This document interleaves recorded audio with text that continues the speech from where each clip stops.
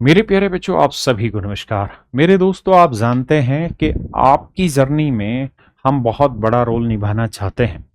उसी प्रयास में मैं यूपीएससी सीसैट 2020 में 29 सवाल पूछे गए हैं, 29 के 29 क्वेश्चंस का यहाँ पे विश्लेषण कर रहा हूँ। आइए, कहता है 1 से 100 के मध्य में ऐसी पूर्ण संख्या है, कितनी ऐसी पूर्ण संख्या है जिसमें कोई अंक 4 है लेकिन वो 4 से भाग नहीं जाती हो, 4 से भाग नहीं जाती हो।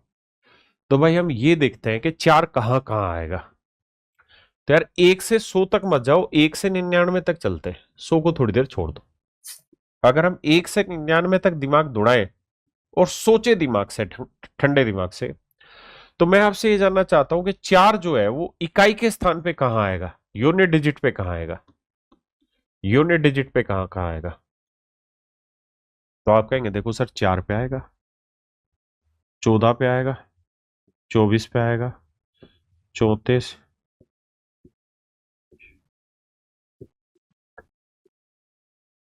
इन इन जगह पे 4 आएगा सर, इन जगह पे 4 आएगा। इकाई के स्थान पे 4 तो यही आएगा, क्योंकि मैं तो 1 से 99 तक की बात कर रहा हूं। तो भाई 4 पे आएगा, 14 पे आएगा, 34 पे आएगा, 24 पे, इस तरह से आएगा। बिल्कुल ठीक बात है। और मैं कह रहा हूं कि 4 जो है वो 10th प्लेस पे कितनी बार आएगा। 10th का मतलब होता है मेरे बच्चे दाही के, दाही पे कितनी बार आएगा। तो सर दाही पे कितनी बार आएगा, तो सर दाही पे आएगा 40 पे, 41 पे, 42 पे, 43 पे, 44 पे।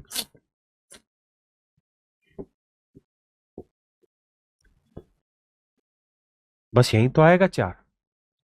आपने कहा हाँ सर। भाई 4 दो अंकों की संख्या लगेंगे, मैक्सिमम 1 से 99 तक जाएगी। 100 को भी ले ही नहीं रहे, 100 को बाद में देखेंगे, 99 तक आ रहे हैं। तो मैंने देखा कि मन मन में 4 इकाई के स्थान पे कितनी जगह आएगा और दहाई के स्थान पे कितनी जगह आएगा। अब सवाल उसका ये था कि भाई ऐसे अंक बताओ जिनमें 4 आता हो, ऐसी संख्या बताओ जिसमें 4 आता हो लेकिन 4 से डिवाइड नहीं होनी चाहिए। तो मेरे बच्चे 4 से डिवाइड नहीं होना चाहिए, तो 4 से डिवाइड हो रहा है। 24 भी भाग होगा, 44 भी भाग होगा, 64 भी भाग होगा, हाँ जी, 84 भी 4 से डिवाइड हो जाएगा। यहां आते हैं, ये दाई के 40 भाग हो जाएगा जी 4 से, उसका 44 4 से भाग हो जाएगा जी, 48 4 से भाग हो जाएगा। तो कह रहा था कितनी संख्या है। आज भाई जुकाम ने पकड़ा हुआ है। 1 2 3 4 5 6 7 8 9 10 11 12। तो मेरे प्यारे बच्चों कुल मिला के ऐसी 12 संख्या है। कितनी संख्या है मेरे बच्चे, 12 संख्या है ऐसी, 12 संख्या है। कितनी संख्या है जी, 12 संख्या है। क्लियर है। ये सवाल आपको याद होगा, पिछली क्लास में मैंने कराया था, पिछली से पिछली में सीसैट 2020 का सवाल है। 1 से 100 के मध्य ऐसी कितनी पूर्ण संख्या है जिनमें एक अंक 4 है लेकिन वे 4 से विभाज्य नहीं है। यानी कोई डिजिट है 4 लेकिन वो 4 से डिवाइड नहीं होनी चाहिए। भाई 1 से 99 पकड़ो। तो 1 से 99 में सबसे पहले ये देखो यूनिट डिजिट पे 4 कहां का आएगा। तो 4 पे, 14 पे, 24 पे, 34 पे, 44 पे, 54 पे, 64 पे, 73 पे, 84 पे, 94 पे। और 1 से 99 तक 10th डिजिट पे 4 कहाँ आएगा। 40, 41, 42, 43, 44, 45, 46, 47, 48, 49, यही तो सेटिंग बैठेगी। अब कह रहा है जी यूनिट डिजिट हो या 10th डिजिट कहीं पे भी हो लेकिन 4 आता हो, लेकिन शर्त ये भी एक वो नंबर 4 से डिवाइड नहीं होता हो। तो 4 से, भाई ये 4 से डिवाइड हो रहा है, ये 4 से डिवाइड हो रहा है, ये 4 से हो रहा है, ये 4 से हो रहा है, ये 4 से हो रहा है, ये 4 से हो रहा है, ये 4 से हो रहा है, ये 4 से हो रहा है। यानी ये बाकी जो नंबर बच के ना बिना डंडे के, वो ऐसे नंबर है जो जिनमें 4 कहीं ना कहीं यूज होता है लेकिन 4 से डिवाइड नहीं होती। तो कितने नंबर है, 1 2 3 4 5 6 7 8 9 10 11 12। तो मेरे बच्चे 12 नंबर है। पिछले से शायद पिछली क्लास में मैंने पढ़ाया था और फिर भी ढक्कन गलत उत्तर दे रहे हो। हाँ जी, देखिए मेरे बच्चे, 2020 का पेपर है। कहानी क्या है कि 1 2 3 4 ये तो तय है कि हमें गिनना क्या है मेरे बच्चे, 5। 2 वाला तो नहीं गिनना। 5 कहाँ आएगा, 5 में, 10 में, 15 में। ऐसे ही आप 25 पे एक बार ध्यान देना, और 25 के बाद सीधा सूखा 50 पे ध्यान दो। 50 पे पावर 1 है। यही मेरे बच्चे अगर सी सेट उठा के देखोगे ना, या मेरे क्लास नोट्स उठा के देखेंगे एसएससी के, तो ये सवाल मैंने अनेकों बार कराया हुआ है। और सीडीएस ने 2016 में पूछा ये सवाल, 17 या 18 में दोबारा से इसी पे पूछा। वहां 1 से 100 तक लेके चले गए थे।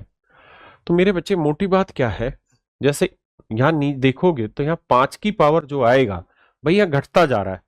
48, 48 के बाद 47, 47 के बाद आएगा 46, यानी 5 की पावर 46 आएगा। हाँ जी, अब मेरे बच्चे सीधा सीधा 5 5 घटाते जाओ तो 41, 41 से 5 घटाए 36। और ये भी ध्यान रखना कि 5 है तो पावर 6 है, 0 है तो 1 है, तो 25 पे आएगी 26, है ना। और यहाँ 1, बस बात ही खत्म। यहाँ 46 बार, यहाँ 41 बार, यहाँ 26 ही बार लिखना, और 26 बार एक्स्ट्रा लिख देना, ताकि आपकी सीक्वेंसिंग फॉलो हो जाए। ठीक है जी।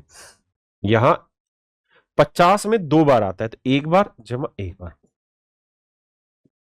अब मेरे बच्चे ध्यान देंगे, तो इसको सेट हमने यहां पे कर दिया। ठीक है, देखिए मेरे बच्चे, अब ये बन गई एक आपकी एपी। तो सम ऑफ नंबर ऑफ टर्म कितनी, 5 नहीं 50, 10 टर्म है, तो 10/2। फर्स्ट टर्म ले लेते हैं 1, लास्ट टर्म ले लेते हैं 46। तो देखो यार, 2 5 10, 5 46 और 1 47। गुना करेंगे मेरे बच्चे, 5 7 35, 5 चौक 20 और 3 23, 235। और 26 और 1 को जोड़ेंगे तो 26 और 1 27, तो 7 5 12, 3 2 5 और 1 6, 262। यानी मेरे प्यारे बच्चों, मेरा राइट आंसर होगा 262। राइट आंसर होगा मेरे प्यारे बच्चों 262। हाँ जी मेरे बच्चे, ये सवाल मैंने आपको होमवर्क में दिया था, और उम्मीद है आप लोग करके आए। इस सवाल पे आने से पहले, ये 2020 का है, एक सीरीज आपको बताई हुई है, sum of first n natural number की। पहली n प्राकृतिक संख्याओं का योग का सूत्र रहता है मेरे बच्चे, n इंटू n+1/2। आपने कहा जी ठीक है, ये बात अपने को पता है। नवीन कुमार भारती जी, आशीष धुलदुले, अंजलि अग्रवाल जी, कपिल शर्मा जी, आइए। तो मेरे बच्चे सवाल को पढ़ते हैं। सवाल में कह रहा है, one page is torn from a booklet whose pages are numbered in the usual manner starting from the first page as 1। कहता है किताब है, और किताब में से कोई एक पन्ना बीच में से कहीं से फाड़ लिया है। पहले पन्ने की संख्या 1 से प्रारंभ करते हुए अंकित है। इस पुस्तिका से एक पन्ना फाड़ लिया जाता है। बचे हुए पन्नों पर अंकित पृष्ठ संख्याओं का योग 195। फटे हुए पन्नों पर निम्न में से कौन सी संख्याएं होंगी। देखिए मेरे बच्चे, क्या ये रहा है,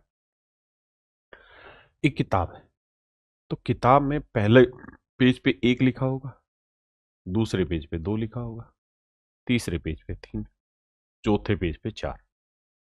जब भी आप कोई किताब उठाएंगे और उसमें कोई एक पेज पढ़ेंगे, जैसे मान लीजिए कोई किताब और इसे एक पेज पढ़ा, तो 1 नंबर तो यहां लिखा रहेगा और 1 इसके पीछे, यानी 2 नंबर गायब हो जाते हैं। 2 नंबर मेरे बच्चे अल्टीमेटली गायब हो जाते हैं, है ना। तो ऐसे ही इस किताब में कुल मिला के n पेज होंगे। आपने कहा जी ठीक है, n पेज होंगे।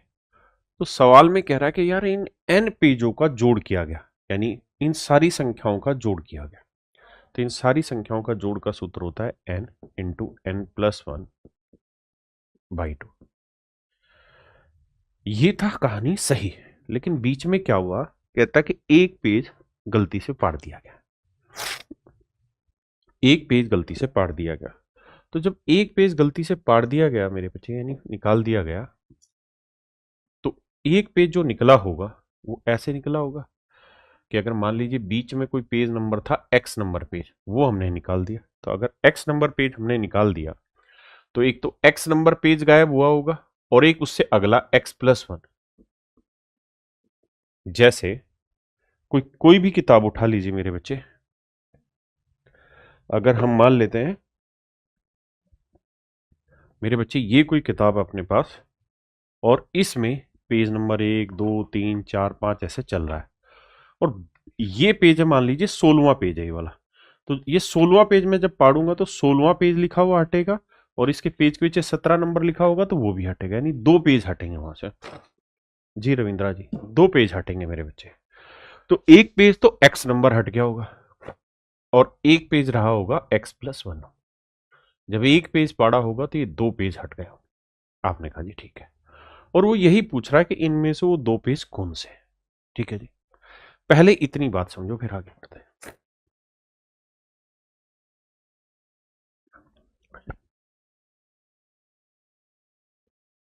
अब कहानी को देखना भाई, अगर ये पेज नहीं पाड़े होता है तो एक से लेके n पेज मान लेते हैं, तो n पेजों का जोड़ एक से लेके n तक का यही होगा, n इंटू एन प्लस 1/2। बिल्कुल ठीक है, लेकिन बीच से 2 पेज गायब कर दिए।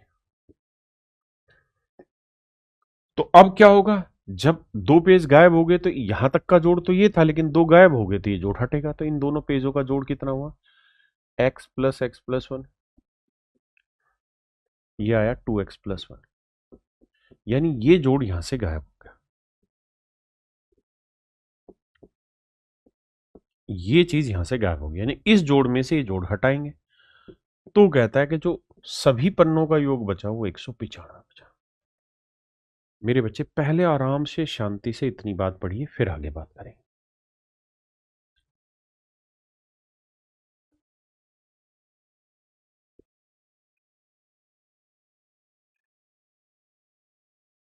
क्लियर है जी? ध्यान से देखोगे तो ब्रैकेट हटाएंगे तो ये माइनस अंदर जाएगा तो यहां माइनस आ जाएगा, प्लस था लेकिन बाहर आया तो ये माइनस हो गया। आपने कहा जी बिल्कुल ठीक है, और ये -1 उधर जाएगा तो किसका हो जाएगा, प्लस का। ये बात भी सही है जी। तो 195 और एक क्या हो जाएगा मेरे भाई, 96।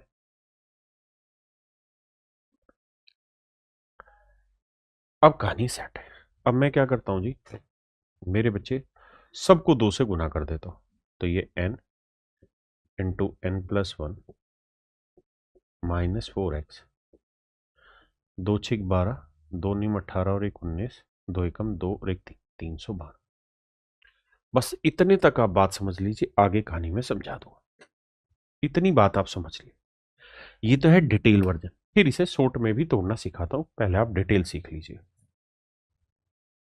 पहले आप डिटेल सीख लीजिए फिर शॉर्ट में समझाता हूं।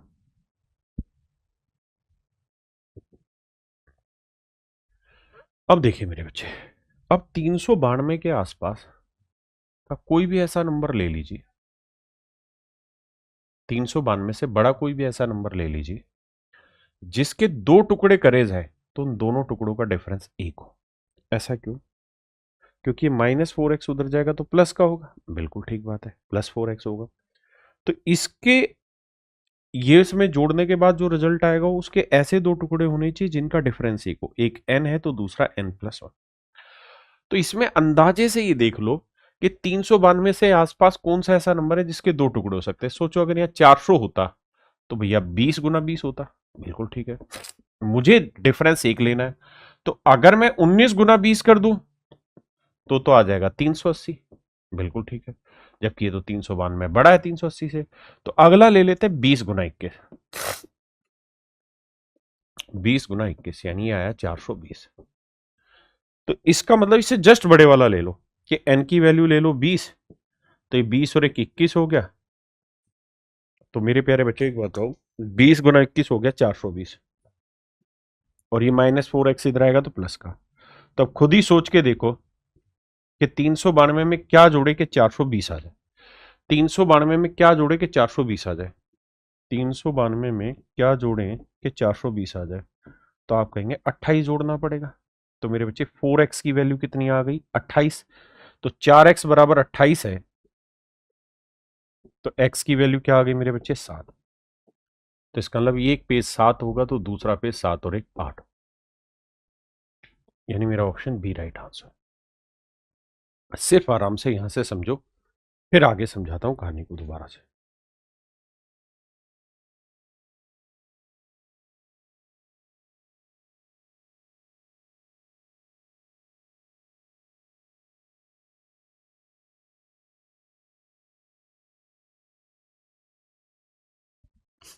फिर से समझाता हूं मेरे बच्चे, अब ध्यान से देखना। आधा समझ नहीं आया होगा, मारते हैं गोली। पेपर में इस चीज को कैसे करना है, ये तो कहानी थी वैसे। अब इस चीज को पेपर में कैसे करना उसको समझना। ऐसा जब भी सवाल आएगा ना जहां आपको ये कहेगा कि एक पेज हमने पढ़ दिया, तो एक सिंपल काम करना क्या, जो भी नंबर बन रहा है ना, जैसे उसने दे रखा है जोड़ 195, पढ़ने के बाद एक पेज पढ़ने के बाद जोड़ 195, 195 को दो गुना करना। क्यों करना दो गुना, उसका कारण है कि भाई 1 2 3 ये होगा सारे पेजों का जोड़। मान लेते हैं नंबर ऑफ पेजेस है n, तो n पेजेस का जोड़ होगा n इंटू एन प्लस 1/2। बिल्कुल ठीक है जी। ये जोड़ होता है 195, तब तो मजा आ जाता। लेकिन कह रहा है जी बीच का एक टुकड़ा हटा दिया, यानी एक पेज हटा दिया। तो एक पेज हटाया तो उसमें पहला पेज, मतलब जो पेज हटा होगा वो, और एक उससे अगला पेज, वो दो नंबर गायब हो गए यहां से। तो मान लेते हैं उन दोनों पेजेस जो गायब हो उनका जोड़ है एस, उनका जोड़ है एस। तो ये जोड़ मतलब हटा दिया, यहां से यहां तक का जोड़ था एन, लेकिन ये दो पेजेस हटा दिए, तो इन दोनों पेजेस का जोड़ मान लेते हैं एस, वो हटा दिया।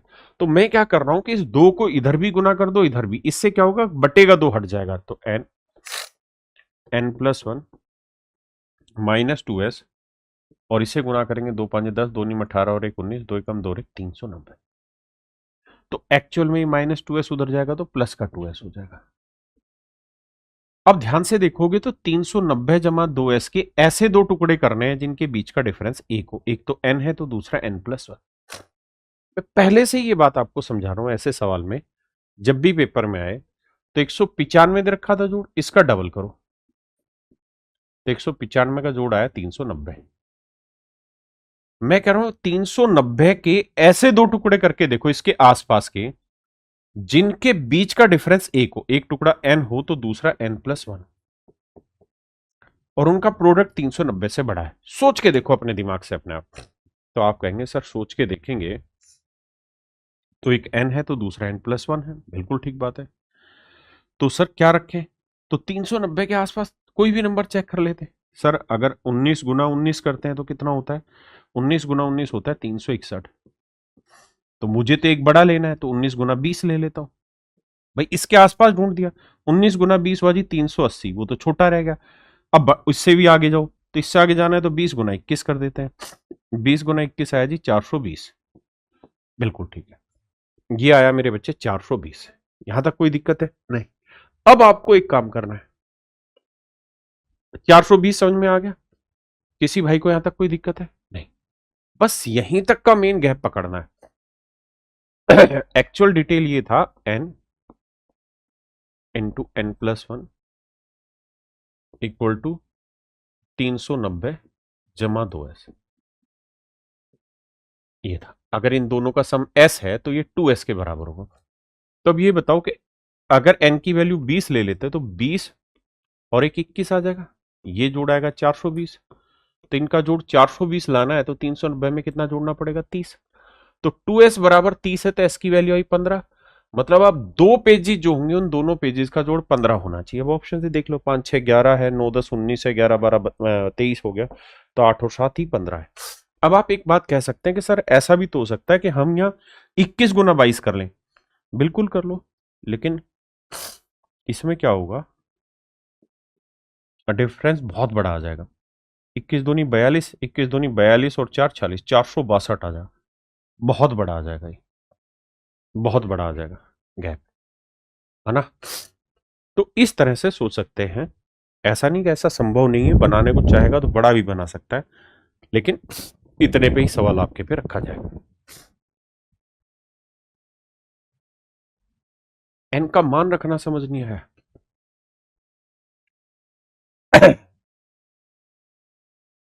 भाई मैं ये कह रहा हूं 390 के आसपास किसी भी नंबर के दो टुकड़े ऐसे करो 390 से बड़ा उत्तर आए जिनके बीच का डिफरेंस एक है, जिनके बीच का अंतर एक है। अपनी मर्जी से रख के देखो, जो आपका दिल करे। तो आप यही तो करोगे भाई, एक 15 ले लेते, एक 16 ले लेते, कहीं से तो शुरू करोगे ना। आपको ये पता है 390 के आसपास कोई परफेक्ट स्क्वायर नंबर उठाते हैं सर, 400 आता है। 400 कब आता है सर? जब 20 गुना 20 करें। मुझे क्या चाहिए? डिफरेंस एक चाहिए। तो इसे 20 ले रहे हो, इसे 19 ले लो, इसे 20, तो आया 380। लेकिन उससे तो ये बड़ा रह गया, फिर अगला ले लो 20 21 ले लो, 420। हमें इससे जस्ट बड़े वाला ही चाहिए था और बड़े वाला हमें मिल गया। हाँ जी, इसलिए कह रहा 1.272727 एंड सो आपने कहा मामला खत्म करो सर, 1.27 पे बार है। बिल्कुल ठीक है सर। अच्छा मुझे एक बात बताना, अगर मैं 3.5 लिख रहा हूं तो क्या इस बात को मैं ऐसे लिख सकता हूं 3 जमा 0.5, 3 + 0.5? आप कहीं हल लिख दो ना, कौन मना कर रहा है सर? एक ही तो बात है, लिखोगे तो यही तो आएगा। 3 जमा 0.5 को जोड़ोगे तो यही तो आएगा, एक ही बात है। तो ऐसे ही मेरे बच्चे, हम इस कहानी को चाहे तो ऐसे लिख सकते हैं कि 1 जमा 0.27 पे बार। हाँ जी, तो एक ऐसे ही, और ये हो जाएगा 27 बटे कितने डिजिट है? 2, तो दोनों 9 से काटेंगे, 9 तिया 27, 9 से काटा 11, 1 जमा 3/11, तो 11 एकम 11 और 3 14, तो 14/11, ये मेरा आंसर। एक ही सवाल आया मेरे बच्चे सी सेट 2020 का, है ना।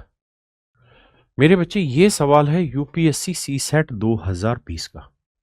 अब आप देख के समझ गए होंगे कि सीडीएस में कैसे सवाल आते हैं और सी सेट में कैसे चीजें मतलब मैचिंग होती है। कह रहा प्राकृतिक संख्याओं के ऐसे कितने युग्म हैं जिनके वर्गों का अंतर 63 है। मतलब ऐसे कितने नंबर है जिनके वर्गों का अंतर 63 है। तो a² - b² को हम लिख देंगे a - b और a + b।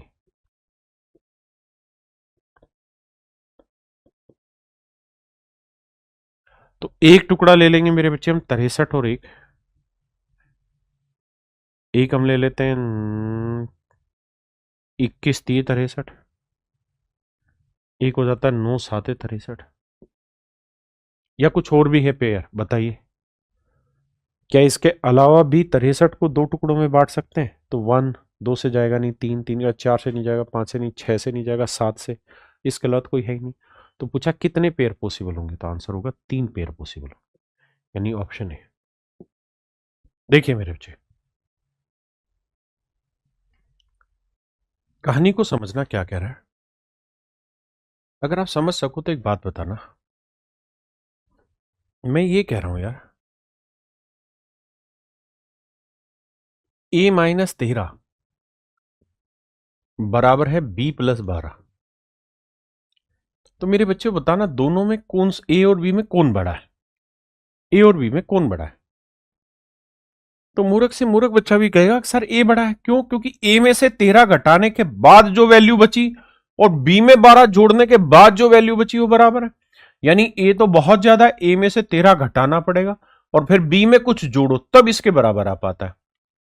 तो ऐसे सवालों में ये दिखा करो कि बड़ी वैल्यू किस में से घटा रही है। जैसे यहां ये 2020 का सवाल है, पी में से 2016 घटाया, यहां क्यू में जोड़ा और आर में 2018 घटाया और फिर एस में जोड़ा। तो कह रहा है इनमें सबसे बड़ी संख्या कौन सी है? तो मेरे बच्चे आपको ये समझना चाहिए यहां पे कि P से 2016 घटा है, Q में 2017 जोड़, तो Q में तो जोड़ के वैल्यू आ रही, P से घटा के आ रही है। R में से 2018, तो 2016 2018 में बड़ा कौन सा है? 2018, तो R में से बड़ी वैल्यू घटा रहे तब इनके बराबर आ रही है। यानी मेरे बच्चे सबसे बड़ी वैल्यू R की होगी।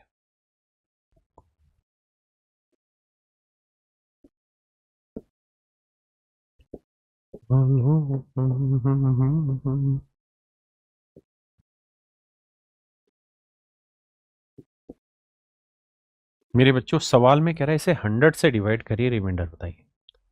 तो मेरे राजा 100 से जब आप इसे डिवाइड करने जाएं तो आप ये नोटिस करिए यार, जितना छोटा हो सके करें। कैसे? 5 से काटेंगे, 25 से काटते हैं। 25 थी 75, 25 चौकों 100। एक तो 25 निपटा दिया जी हमने, बहुत बढ़िया काम करा जी। दूसरा 2 से भी कट रहा है, 2 दूनी 4 और 2 31 62, तो 2 से भी काट दिया। तो बस आप ये ध्यान रखना कि कुल मिला के हमने इसे 50 से काटा है मेरे भाई, मेरे राजा 50 से।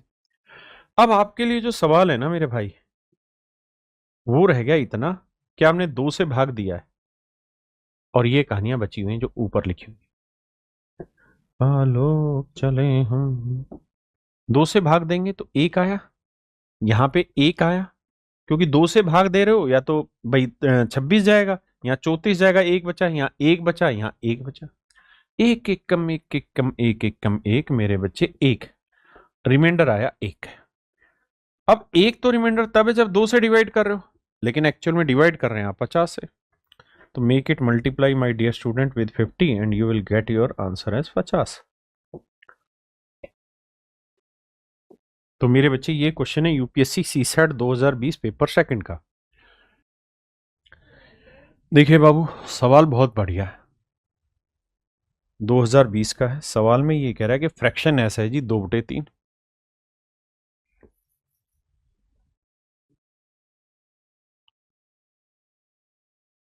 3/4, 4/5, 5/6।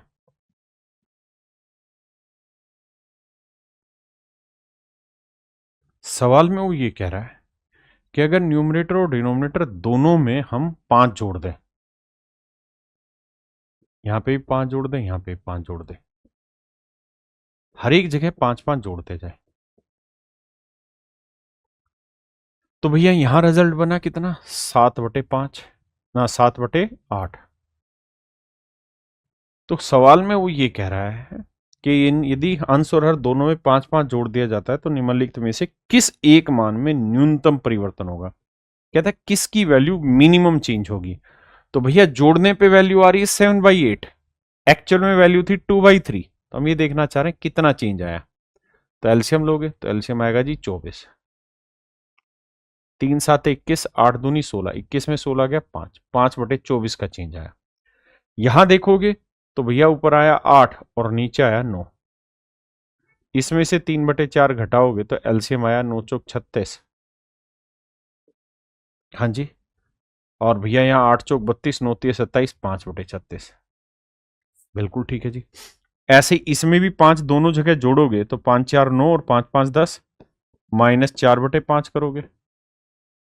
ऐसे ही 5 यहां जोड़ोगे तो आएगा 10 और यहाँ 11, इसमें से 5/6 काटोगे तो यहां मेरे बच्चे एलसीएम आएगा 50 और 9 5 45, 10 चौक 40, 5/50 आया, और यहाँ 10 66, ये 60 और 55, 5/66।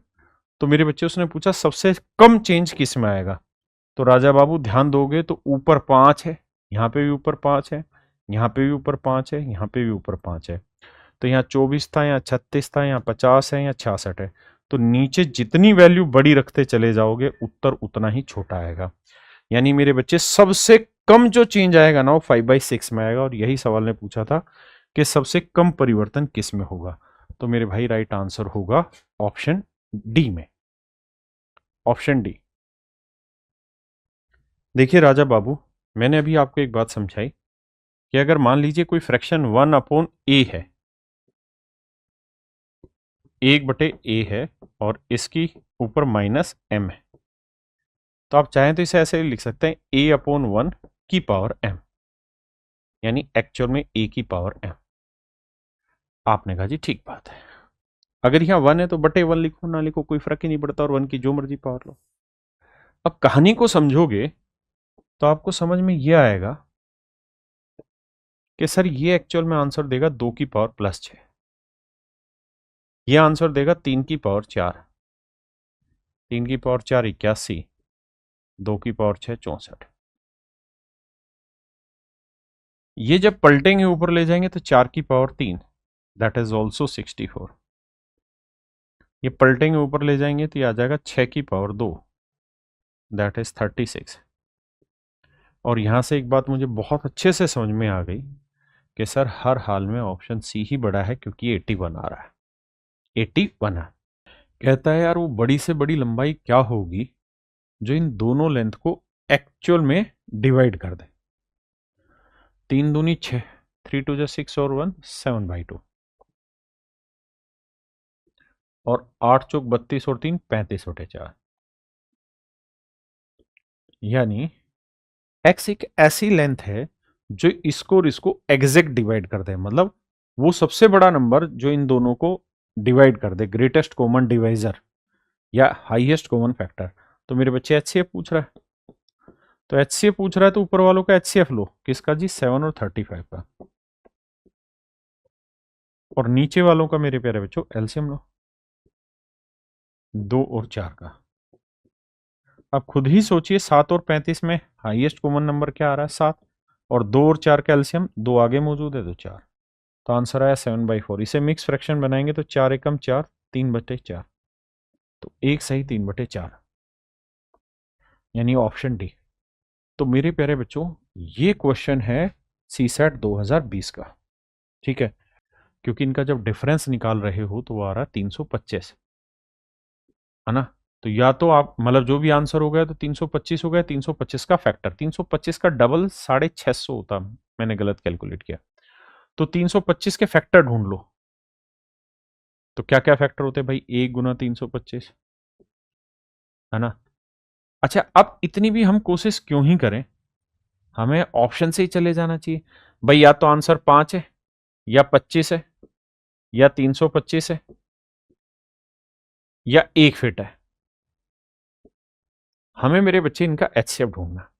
तो तैसी बात है कि भैया हमारा आंसर क्या हो ये डिसाइड कैसे किया जाए। तो बड़ी सीधी सी बात है, 325 कट गया क्योंकि भाग नहीं होगा, 5 भी कट गया क्योंकि 25 से भाग जा रहा है, 25 से ये भी भाग जा रहा है, 25 से ये भी भाग जा रहा है, तो मेरा आंसर होगा 0.258। ऑप्शन बी मेरा राइट आंसर। माफी भाई मैंने ध्यान नहीं दिया। देखिए मेरे बच्चे, कहता है 4 अंकों की सबसे छोटी संख्या कौन सी है जिसे 3, 4, 5, 6 से विभाजित करने पर प्रत्येक बार 2 शेष बल बचे। पहले डिटेल बताता हूं फिर शॉर्ट बताऊंगा। देखो यार 3, 4, 5 और 6 से एग्जैक्ट डिवाइड होना चाहिए, तो वो होगा मेरे बच्चे इनका एलसीएम, तो एलसीएम आया 60, यानी 60 ऐसा सबसे छोटा नंबर है जो इनसे भाग होगा एग्जैक्ट, और 60 का कोई मल्टीपल भी डिवाइड होगा, और कह रहा है जी हर बार 2 रिमाइंडर बचेगा, ये बात भी बिल्कुल सही है। अब अगर मुझे इस क्वेश्चन को ऑप्शन से जाना था तो मुझे पता था कि जो भी मेरे आंसर हैं, जो भी मेरा आंसर है, लेट से ए आंसर है, तो अगर ये 2 उधर ले जाऊं आंसर में से घटा दूं तो जो बचेगा वो 60 का मल्टीपल बचेगा, यानी आंसर में से 2 घटा दूं। तो मुझे एक काम यहां ये करना चाहिए था कि जो भी मेरे ऑप्शन है उसमें से 2 घटाना चाहिए था, तो 2 घटाएंगे तो 1010 आया, यहां 2 घटाया तो मेरे बच्चे 1120 आया, यहां 2 घटाया तो 1020 आया, और यहां 2 घटाया तो 1220 आया। अब मुझे यह समझना है कि मुझे सबसे छोटी 4 अंकों की संख्या चाहिए, तो इन चारों में सबसे छोटी ये दोनों पड़ रही ऊपर वाली ए और बी, तो इनको चेक करते हैं। देखो यार 4 से भाग होने 3 से भाग, 3 का मतलब अंकों का जोड़, अंकों का जोड़ भाग नहीं हो रहा है, 1 और 1 2, ये आंसर नहीं होगा। 1 और 1 2 और 2 4, ये भी भाग नहीं होगा, आंसर नहीं होगा। 2 2 4 और 1 5, ये भी अंकों का जोड़ 3 से भाग नहीं हो रहा, आंसर नहीं होगा। 2 और 1 3, ये भाग हो रहा, ऑप्शन बी मेरा राइट आंसर। यानी मात्र 1 सेकंड में ही आप इस क्वेश्चन का आंसर निकाल सकते हैं नमन जी, है ना। सर नेट नहीं होने की वजह से लाइब्रेरी में क्लास डाउनलोड करके हम घर पे पर देखते हैं, दिक्कत क्या आ रही है नमन जी। मैं भी आपसे बात करवाता हूँ फोन पे, भाई फोन पे बात करना इस बच्चे से। अब आइए, अब मैं इसे डिटेल समझाता हूँ। तो डिटेल का मेरे बच्चे तरीका ये है कि भाई 4 अंकों की सबसे बड़ी संख्या लेंगे तो 1000, ना सबसे छोटी संख्या माफ करिए, इसे 60 से भाग देंगे, तो 60 से भाग देंगे, 60 एकम 60, थोड़ा जल्दी करना है, 40 बचा, फिर जीरो लिया, 6 36 360, फिर 40 आया, तो यहां से कुल मिला के कहानी समझ में आई कि रिमाइंडर आया 40। अब दो तरीके हैं राजा। एक तरीका तो ये कि 1000 में आप 40 घटा दें, और दूसरा तरीका है 60 और 40 का डिफरेंस 20, 1000 में 20 जोड़ दें। और मैंने कहा कि भाई 40 में से क्या एक भी घटाओगे तो 3 अंकों की संख्या रह जाएगी, अपने को चाहिए 4 अंकों की, तो जोड़ना होगा, तो 1020। यानी 1020 4 अंकों की, 1020 4 अंकों की वो सबसे छोटी संख्या है जो 3 4 5 6 से एग्जैक्ट डिवाइड होगी, और हर बार 2 रिमाइंडर आ रहा है, तो 1022 मेरा राइट आंसर। तो 1022 मेरे बच्चे मेरा राइट आंसर। ये क्वेश्चन है यूपीएससी सीसेट 2020 का। ठीक है जी, मेरी बात समझे? आइए, ये है मेरे बच्चे यूपीएससी सीसेट 2020 का क्वेश्चन। अब जो अगले 4 सवाल है सारे के सारे आपके एग्जाम के हैं।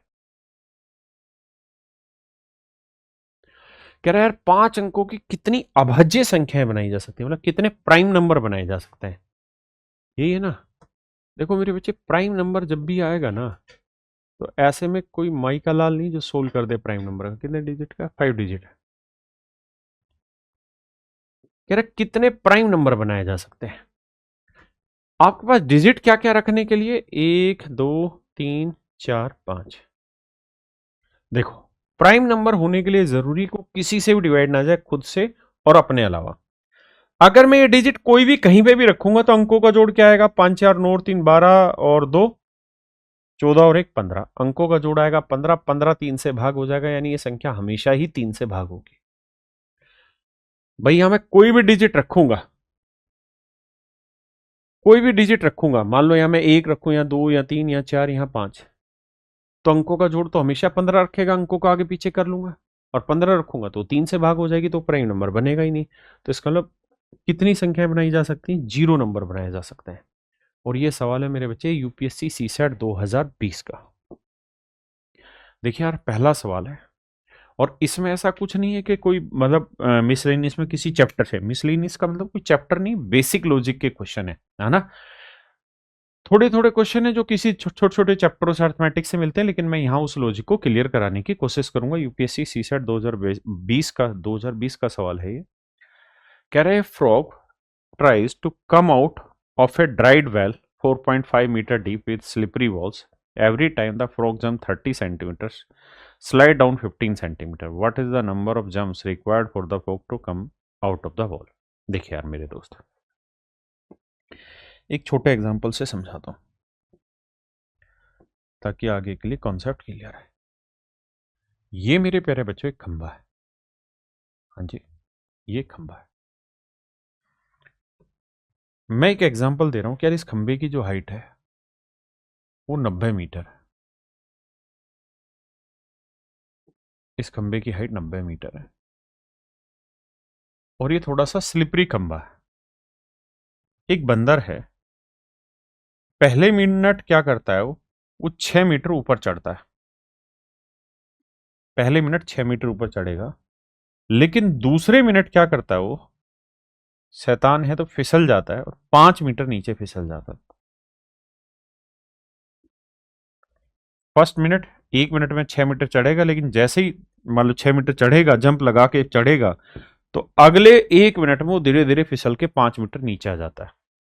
तो मेरा आपसे सवाल ये है कि कुल मिला के कितनी देर में ये बंदर उस खंबे के ऊपर चढ़ा मिलेगा, ये मेरा सवाल है। आइए दोस्तों, देखिए समझिएगा मेरी बात को। मैंने कहा ना कि छोटे छोटे लॉजिक के क्लियर करेंगे यहीं पे।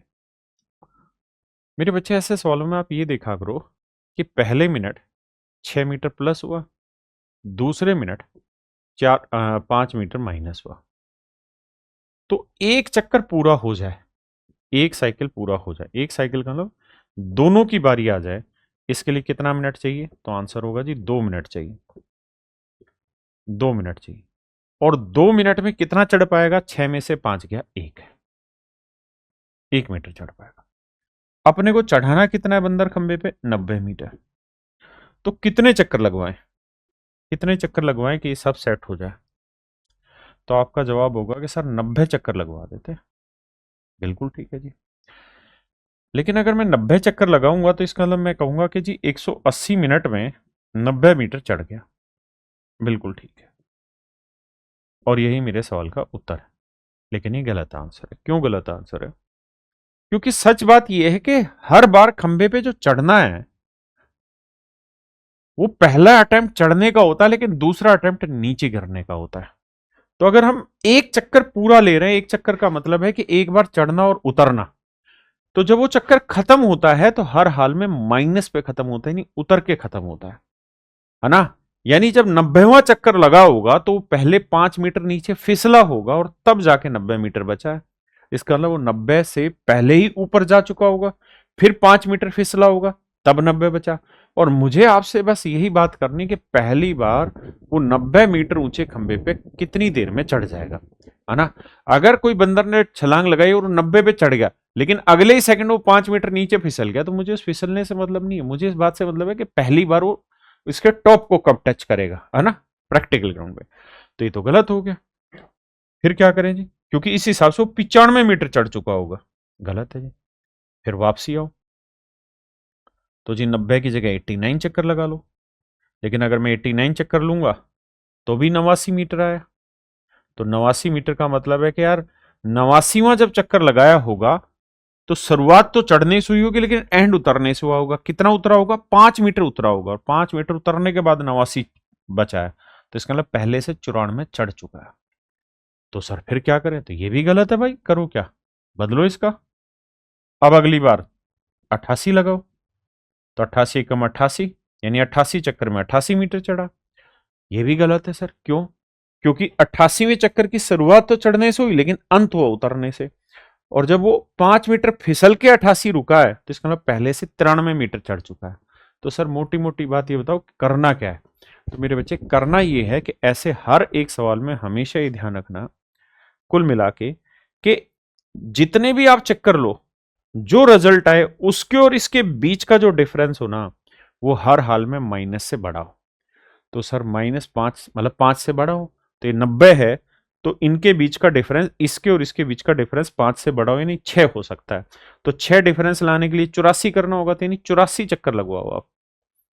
तो 84 चक्कर लगवाओगे मेरे बच्चे, तो 84 दूनी 2 चौक 8, 2 8 16, 168। तो 168 मिनट में मेरे राजा वो पता कितना चढ़ जाएगा? 84 मीटर। अब बारी आएगी अगले 1 मिनट की, और इस 1 मिनट में 84 चक्कर पूरे हो गए। 85वें चक्कर, 85वें चक्कर की शुरुआत किससे होगी? चढ़ने से। 6 मीटर चढ़ेगा, और जैसे ही 6 मीटर चढ़ेगा, 84 6 90, तो कुल मिला के आंसर हुआ जी 169 मिनट में ये बंदर गुलाटियां मार देगा, टॉप पे पहुंच जाएगा। हाँ है ना? मेरी बात समझ पाए? ऐसे हर एक सवाल में जो माइनस है उससे बड़ा डिफरेंस लेके आना होता है आपको। जैसे इस वाले सवाल पर आते हैं। कहते हैं 4.5 मीटर ऊंचा, मतलब 4.5 मीटर गहरा कोई वो कुआं है। 4.5 मीटर का मतलब बन गया 450 सेंटीमीटर। यानी जो ये कुआं है ये 450 सेंटीमीटर गहरा है। कह रहा है हर बार 30 सेंटीमीटर कूदता है और फिर 15 सेंटीमीटर फिसल जाता है। तो यानी 30 सेंटीमीटर मेरे भाई चढ़ेगा और 15 सेंटीमीटर मेरे प्यारे बच्चों फिसल जाए। 30 सेंटीमीटर ऊपर उठेगा और 15 सेंटीमीटर डाउन आए। आओ मेरे बच्चे, तो ये बताना, एक साइकिल में 2 मिनट का समय लगा। भाई पहले मिनट, ये ना हर बार, यानी पहले एफर्ट में आने के लिए मेरे को कितनी बार कूदना पड़ेगा? तो पहली बार वो 30 चढ़ेगा, दूसरी बार वो 15 गिरेगा। तो मैं ये कह सकता हूं कि एक साइकिल में 2 एफर्ट लगते हैं। 2 एफर्ट लगते हैं, और 2 एफर्ट में वो चढ़ कितना पाता है? भाई 30 चढ़ा, 15 गिरा। यानी पहले एफर्ट में 30 चढ़ेगा, लेकिन दूसरे एफर्ट में मेरे बच्चे 15 गिरेगा। तो एक राउंड में चढ़ना उतरना कंप्लीट करेगा तो सिर्फ 15 ही चढ़ पाएगा। चढ़ाना है 450, तो इतने चक्कर लगवाना कि जो डिफरेंस आए वो हर हाल में 15 से बड़ा हो। तो भाई 15 चक्कर लगाते हैं, 15 3 45, 30 चक्कर लगाते हैं, तब तो सेटिंग ही खत्म हो जाएगी। 29 लगवाऊंगा तो आ जाएगा 435। तो डिफरेंस आएगा 15। मुझे चाहिए 15 से बड़ा, तो मुझे लगवाने पड़ेंगे 28 चक्कर। 28 चक्कर लगवाने पड़ेंगे। 28 चक्कर लगाने पड़ेंगे तो ऐसी सेटिंग हो पाएगी। तो मेरे बच्चे 28 चक्कर लगवाने तो एक चक्कर में 2 एफर्ट, तो 28 चक्कर में 28 दूनी 56। तो 56 एफर्ट में वो 15 8 120, 15 दूनी 30 और 2 30 और 12 42, 420 मीटर चढ़ चुका होगा। अब जो 57वां एफर्ट वो मारेगा, एक एफर्ट और मारेगा, अब वो तो चढ़ने वाला होगा, तो 30 मीटर चढ़ जाएगा और चढ़ते ही बाजी पार है। तो कुल मिला के 57 एफर्ट लगाएगा और बंदर पार हो जाएगा।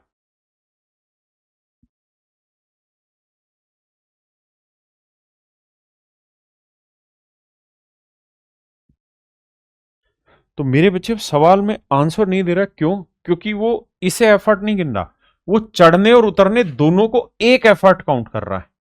इसको 1 एफर्ट काउंट कर रहा है, इसे 1 एफर्ट काउंट कर रहा है मेरे बच्चे। ये 1 एफर्ट लेने लग रहा है, तो ये 28 एफर्ट ये हो गए, और फिर 29वां एफर्ट लगाएगा तो चढ़ेगा, यानी कुल मिला के 29 एफर्ट में वो चढ़ेगा।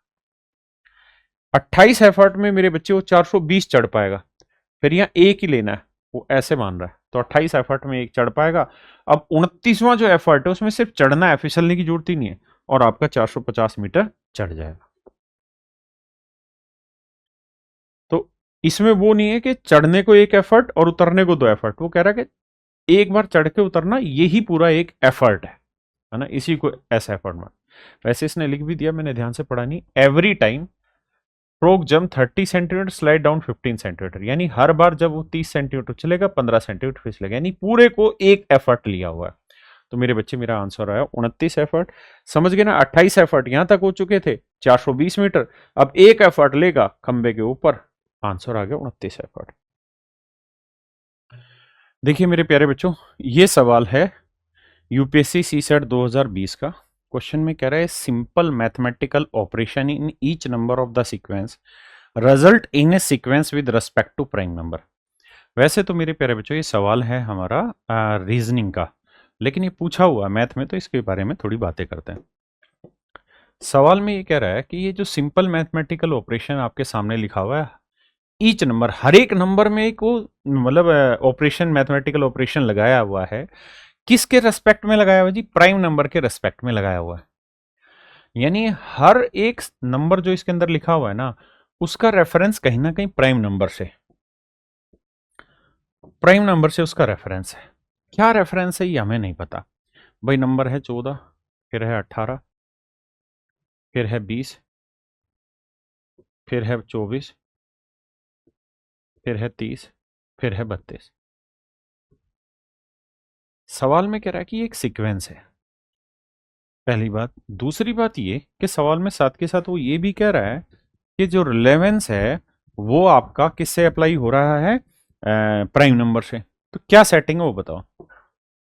तो मेरे बच्चे हमें बस ये देखना है कि 14 जो है वो किसी प्राइम नंबर से कैसे सेट हो रहा है, 18 कैसे सेट हो रहा है।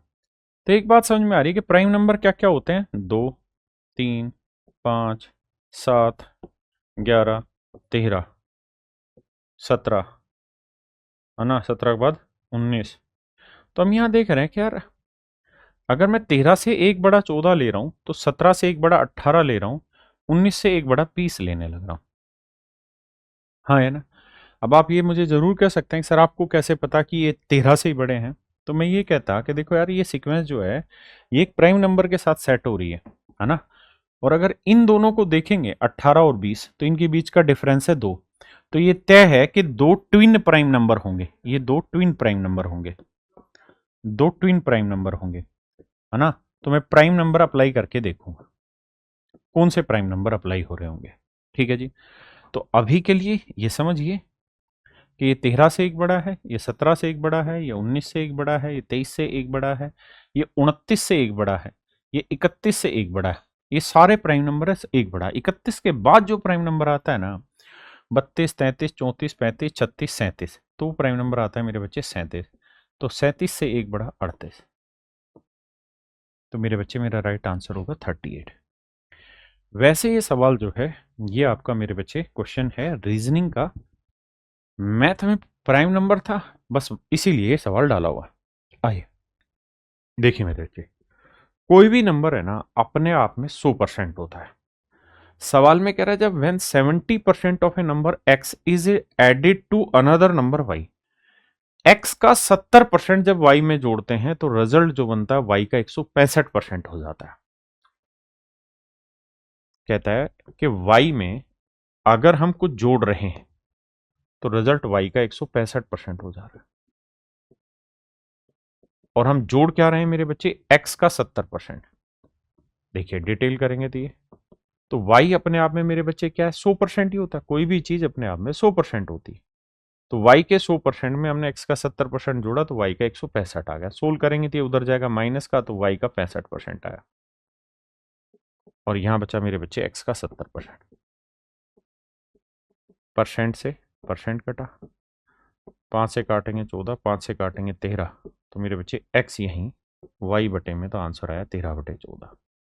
लेकिन मैं कह रहा हूं कि इतना स्टेप लिखने की जरूरत ही नहीं है, हमें बस ये सोचना है कि y में हमने कुछ जोड़ा तो वो y का 165% हो गया। तो कोई भी नंबर अपने आप में 100% होता है, तो y में हम क्या जोड़े कि उसका 165% हो जाए, तो आप कहेंगे 65% जोड़ो सर, और एक्चुअल में जोड़ रहे हैं हम x का 70%, तो x का 70% y के 65% के बराबर है। यहां से पता चला कि सर x की वैल्यू y से छोटी है, x की वैल्यू y से छोटी है, तो x y से छोटा है, ठीक है। यहाँ x बड़ा दे रखा है तो गलत है, यहाँ x बड़ा दे रखा है तो गलत है, यहाँ छोटा है, ठीक है। तो अभी तक हम ये डिसाइड हुए कि ए और बी मेरा आंसर हो सकता है। अब आते हैं मेरे बच्चे अगली स्टेटमेंट पे।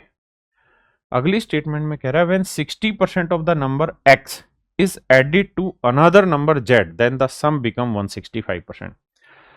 कहता है कि यार x का 60% जब हम z में जोड़ते हैं तो रिजल्ट z का 165% हो जाता है। तो मेरे बच्चे अगेन वही सवाल कि कोई भी नंबर अपने आप में 100% होता है।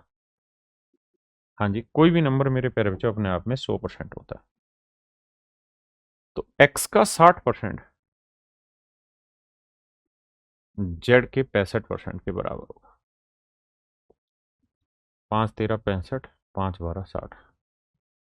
मेरे बच्चे यहां से रिलेशन निकालें तो x बाई जेड का आया 13/12।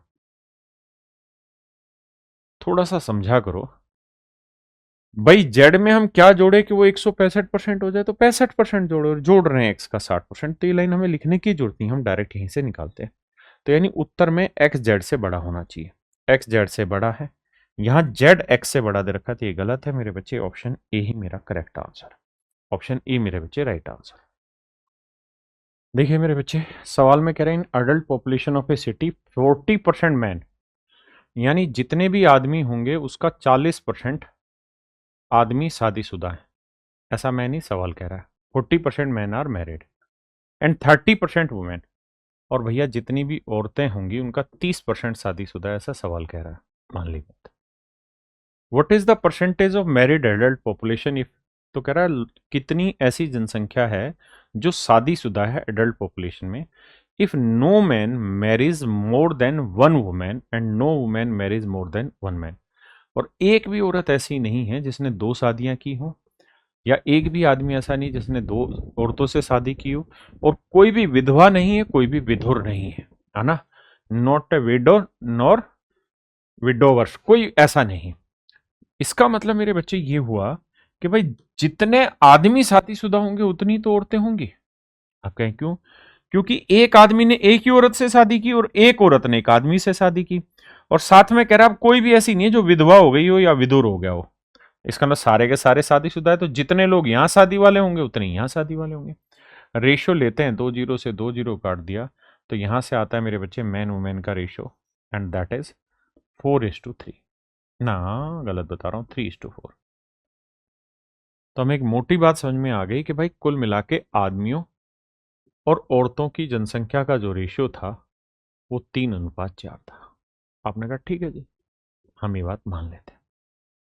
अब वो ये कह रहा है कि यार टोटल जनसंख्या में ना पहले ये बताओ शादीशुदा कितने हैं।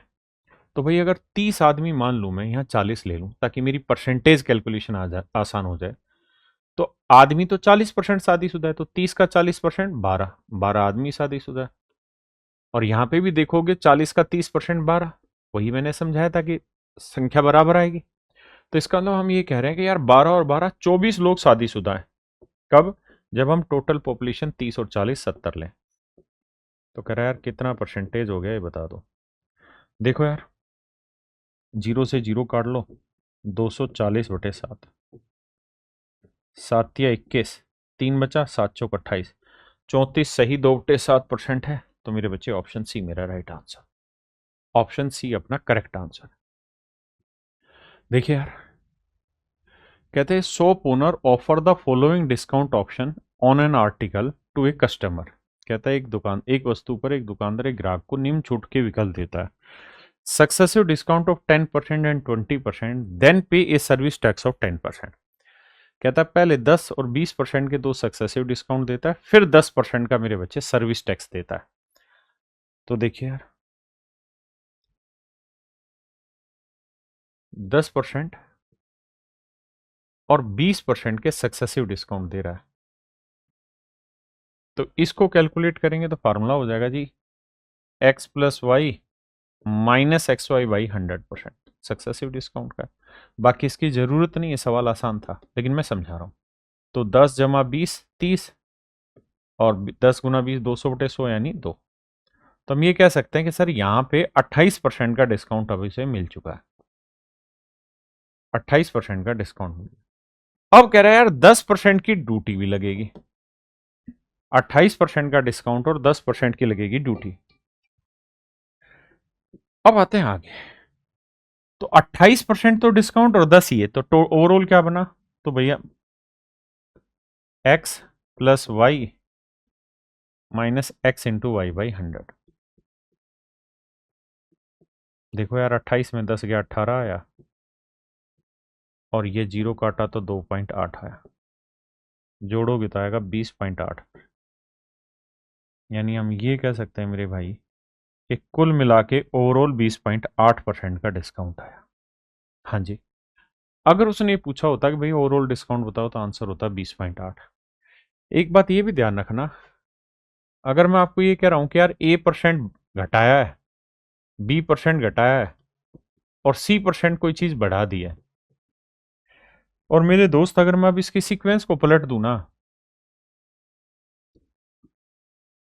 तो कोई फर्क नहीं पड़ेगा। कैसे? जैसे इसको मैं बाद में लिख दूं, इसको मैं पहले लिख दूं, तो इस तरह से सीक्वेंस पे कोई फर्क नहीं पड़ता। आंसर जो इसका आना था ना वही आंसर इसका भी आएगा, तो आंसर पे कोई फर्क नहीं पड़ेगा। अपने साथ यही गेम खेला हुआ है यहाँ। क्या कह रहा है? पहले 10 और 20 फिर 10% का टैक्स है, 20 और 10 फिर 10% का टैक्स है, 10% का पहले सर्विस टैक्स है, फिर 20 और 10% का डिस्काउंट है। तो मेरे बच्चे चारों के ना तीनों के तीनों ऑप्शन सेम हैं, यानी all of the options are equally good for the customer, यानी सारे बराबर हैं। और ये सवाल है मेरे बच्चे सीसैट 2020 का। देखो यार, सवाल में कह रहा है पानी से भरे हुए एक बर्तन का भार 40 किलोग्राम है। पानी से भरे हुए बर्तन का भार है 40 किलोग्राम। तो होगा क्या कि बर्तन का भी वेट होगा मेरे बच्चे, बर्तन का भी वेट होगा, और उसमें जो पानी भरा हुआ होगा उस पानी का भी वेट होगा, तो जाके आपका टोटल वेट बन रहा है 40 किलोग्राम। अब सवाल में कह रहा है यदि 1/3 बर्तन पानी से भरा हुआ है, तो समझने वाली बात यह है मेरे बच्चों कि बर्तन का वेट तो उतना ही रहेगा। भाई मान लो एक गिलास है, उस गिलास में आप थोड़ा पानी डालो ज्यादा डालो, वेट तो उस गिलास का रहेगा ही ना उतना, वो तो फिक्स है। लेकिन होगा क्या कि पानी का वेट 1/3 रह जाएगा। ऐसा उसने सवाल ने कहा है कि भाई पानी 1/3 भरा हुआ है, और अब इसका जो वजन है वो 20 किलो है। देखिए यार, अब इसे सोल्व करने पे अगर हम आते हैं तो माइनस माइनस माइनस करेंगे, कट जाएगा, पी में से p/3 घटाएंगे तो आएगा 2/3p, p माइनस p/3 करोगे तो, और ये जो वैल्यू मेरे बच्चे ये है 40 में 20 गया 20, तो p की जो वैल्यू आएगी 2 से काटा 10, p की वैल्यू आई 30। इसका मतलब मेरे बच्चे 30 किलोग्राम जो होगा ना वो इसका वजन आ जाएगा। किसका वजन आ जाएगा जी? पानी का वजन आ जाएगा 30 किलोग्राम। अगर 30 किलो पानी का ही वजन है बर्तन में, तो 40 किलो में 30 किलो पानी का है, तो बर्तन का वेट कितना है जी? 10 किलो। यानी मेरे बच्चे खाली खाली बर्तन का ही अगर वजन लेना हो तो 10 किलो है। ये सवाल है सीसैट 2020 का। देखिए सवाल आसान आ रहे हैं, आपको बस समझने की देर है उसकी लैंग्वेज को। देखिए मेरे बच्चे, जैसा आपने अभी पढ़ा कि फाइनल में कोई क्वांटिटी आप निकालना चाह रहे हैं तो इनिशियली वो क्वांटिटी कितनी है, into 1 minus x upon c raise to power n, जहां सी कैपेसिटी है, एक्स हर बार कितनी मात्रा निकाल रहे हैं और एन का मतलब रिपीटेशन। और हमसे आखिरी में ये पूछ रहा है कि फाइनल मिश्रण में तरल ए की मात्रा क्या तरल बी की मात्रा से अनुपात क्या है। मतलब फाइनल में हमसे ये पूछना चाह रहा है कि जो मिश्रण है उसमें ए का बी से रेशियो क्या है, ये हमसे सवाल पूछ रहा है। तो देखो यार, शुरुआत में एक बोतल थी और उस बोतल में 20 लीटर मात्रा भरी हुई थी। हमने 4 लीटर मात्रा बाहर निकाली और इसके बदले वही चीज रिप्लेस कर दी। जो रिप्लेस किया है उसको हम बी बोल रहे हैं। फिर दोबारा से यही प्रयोग किया कि पुनः मिश्रण में से 4 लीटर निकाल लिया जाता है और समान मात्रा में तरल बी को प्रतिस्थापित किया जाता है, यानी सेमी प्रोसेस रिपीट हो गया 2 बार। तो प्रोसेस रिपीट हो गया 2 बार। तो अंतिम मिश्रण में तरल ए की मात्रा कितनी है। तो यार ये बताओ, जो इनिशियल मिक्सचर है उसमें ए की मात्रा, तो आप कहेंगे शुरुआत में तो पूरे का पूरा बर्तन ही जो था 20 का 20 लीटर तरल ए था इसके अंदर। तो शुरुआत में तो बर्तन में पूरे में तरल ए ही था, लिक्विड ए था। और जो फाइनल में लिक्विड ए आया, इनिशियल में तो मिश्रण ही ए था, इनका रेशियो निकाल लेते। तो फाइनल में ए अपोन में इन शुरुआत में जो मिश्रण था वो तो पूरा ए था, इसका रेशियो निकाल लेते हैं। तो 4 एकम 4, 4 पंज 20, तो 5 एकम 5 में से गया 4/5, तो 4/5 की पावर 2 करेंगे तो 16/25। इसका मतलब शुरुआत में अगर मिश्रण में पूरा मिश्रण 25 यूनिट था तो बाद में फाइनल में उसमें ए जो था वो 16 यूनिट था। तो अंत में ए 16 यूनिट था और आखिरी में मिश्रण 25 है, तो शुरुआत में 25 है तो आखिरी में मिश्रण तो 25 ही रहा होगा, क्योंकि जितनी मात्रा निकाल रहे हैं उतना ही बदल रहे हैं। तो इस 25 में 16 ए है तो बाकी क्या रहा होगा, बी। तो फाइनल में बी की क्वांटिटी आई होगी 9। तो आंसर आएगा 16:9। एक तरीका तो है ये।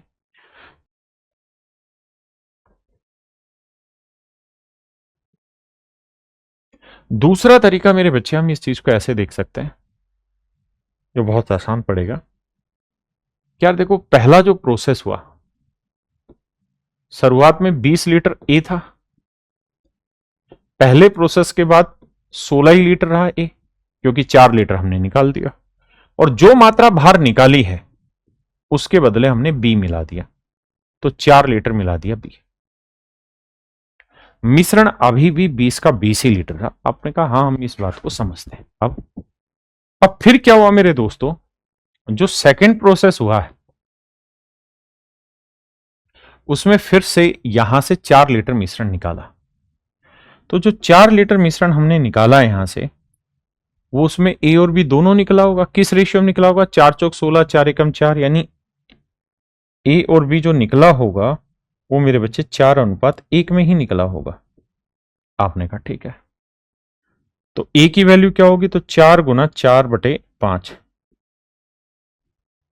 और ये वैल्यू आएगी 4 गुना 1/5। यानी हम कह सकते हैं कि 0.8 यूनिट तो निकला होगा बी, 0.8 यूनिट तो निकला होगा बी, और 16/5 तो 3.2, और 3.2 यूनिट निकला होगा ए। तो 16 में से 3.2 घटाएंगे तो मेरे बच्चे बचा 12.8, और 4 में से 0.8 हटाएंगे तो 3.2 बचा मेरे बच्चे बी। हाँ जी, अब हमने कुल मिला के मात्रा निकाली कितनी, दूसरी बार भी 4 लीटर। कह रहे जितनी मात्रा निकाली ना उतनी ही मात्रा हमने बी की वापसी मिला दी इसमें। तो सेकंड प्रोसेस के बाद 12.8 लीटर तो हुआ ए और 7.2 लीटर हुआ बी। इसका रेशियो हमें निकालना है। डेसिमल से डेसिमल उड़ा, तो देखो यार, अब अगर हम काटें इसे तो 4 से कट रहा है ना, या 8 से भी कट रहा है, 8 नहीं 72, ठीक है जी। और 8 एकम 8, 8 छिंग 48, तो आंसर आ गया 16:8, यानी लास्ट में मिल्क वाटर का रेशियो या ए बी का रेशियो 16:9 रह गया। देखिए मेरे बच्चे, सवाल को समझिए। दो तरीके से सवाल को एक्सप्लेन करूंगा। अभी थोड़ा शांति से समझिएगा, पहले डिटेल में।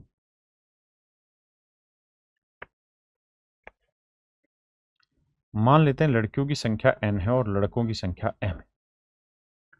तो n लड़कियों के औसत अंक है इंग्लिश में 9 और m लड़कों के औसत अंक है इंग्लिश में 8।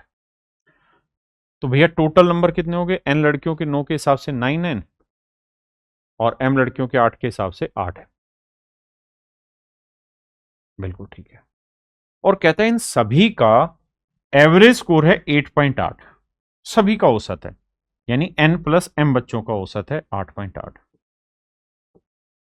n प्लस m बच्चों का औसत है 8.8। तो देखो ये लड़कियों के नंबर है, ये लड़कों के नंबर है, और 8.8 के हिसाब से पूरी संख्या के टोटल हो गया इतना। यहां से हम रेशियो निकालने की कोशिश करेंगे। जैसे 8.8 को n से करेंगे तो आएगा 8.8n, इधर लाएंगे तो आएगा 0.2n। 8 को उधर ले जाएंगे, माइनस करेंगे तो 0.8m आएगा। 2 चौक 8, तो n अपॉन m का जो रेशियो आएगा मेरे बच्चे वो आएगा 4:1। यानी लड़कियों की संख्या 4 है तो लड़कों की संख्या 1। पहला तरीका तो है ये निकाल। दूसरा तरीका ये है कि हम मिश्रण लगा देते हैं ना, सबसे सिंपल है। भाई लड़कियों का औसत 9 है, लड़कों का औसत है 8 और सभी के मिश्रण का औसत है 8.8। तो रेशियो ढूंढ देते हैं, ये दूसरा तरीका। तो 9 में से घटाएंगे 0.2 और इसमें से 8 घटाएंगे तो 0.8। रेशियो निकालेंगे, 2 एकम 2, 2 चौक 8, यानी 4:1 आ गया। सिंपल, कुछ थोड़े करना भाई इसमें। अगर रेशियो 4:1 आ गया तो अब यहां देखते हैं, 4 को 8 से गुना किया 32 और 1 को 7 से किया 7, तो जोड़ेंगे तो 32 और 7 39। और टोटल बच्चे कितने? 4 और 1 5। तो 5 8 40, 8 के नजदीक ढूंढ दो या भाग देंगे, 5 7 35, 5 8 40, यानी 7.8। यानी मेरे बच्चे ऑप्शन ए।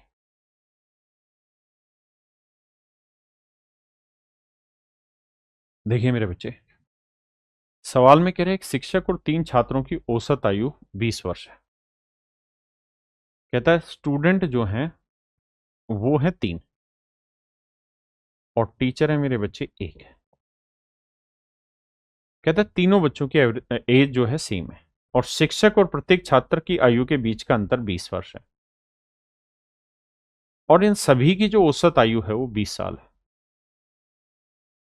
और अगर स्टूडेंट की एज x है तो इसकी एज जो हो जाएगी मेरे बच्चे वो x प्लस 20 हो जाएगी, टीचर की एज। ऐसा सवाल ने हमें कहा।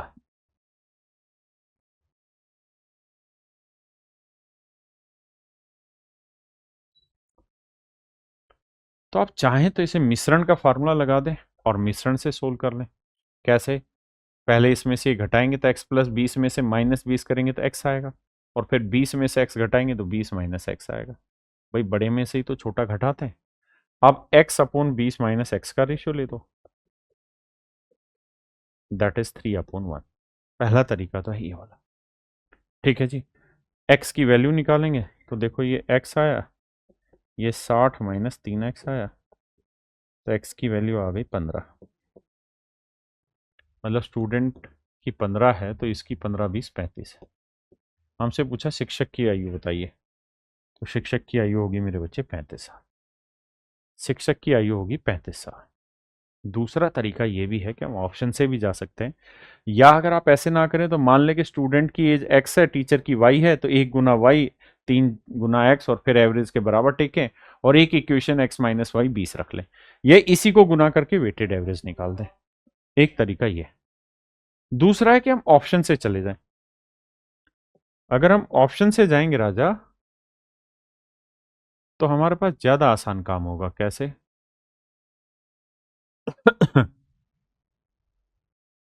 ये देखो कि अगर मैं 25 मान लूं इसे, तो नेचुरल है ये 10 लेनी पड़ेगी ना, 5 लेनी पड़ेगी, क्योंकि डिफरेंस 20 रखना है।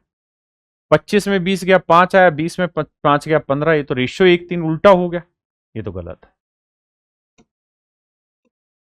अब अगला 30 ले लेते हैं। अगर टीचर की 30 लेंगे तो ये 15 आया, तो 30 में 20 गया 10 और 20 में ये 2:1 रेशियो आ जाएगा, ये भी गलत है। ठीक है भाई, 30 में 20 गया 10 और 20 में 15 गया 5, तो रेशियो 2:1 आ गया ना, तो ये भी गलत है। फिर लेंगे 35-35 से रेशियो सेट हो जाएगा। देखिए भाई, कह रहे the average score of a batsman after his 50th inning was 46.4। कहते एक बल्लेबाज का 50वीं पारी के बाद औसत 46.4 था। 50वीं पारी के बाद कहता है उसका बल्लेबाजी औसत 46.4 था।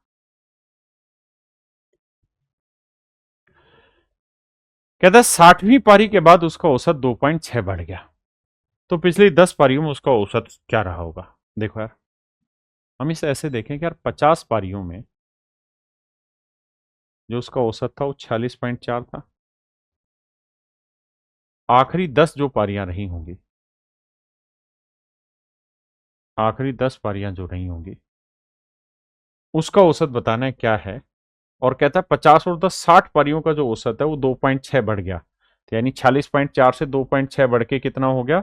49। हमें इतना समझने की जरूरत नहीं गहराई में, हमें यह समझना है कि भाई औसत 2.4 बढ़ गया,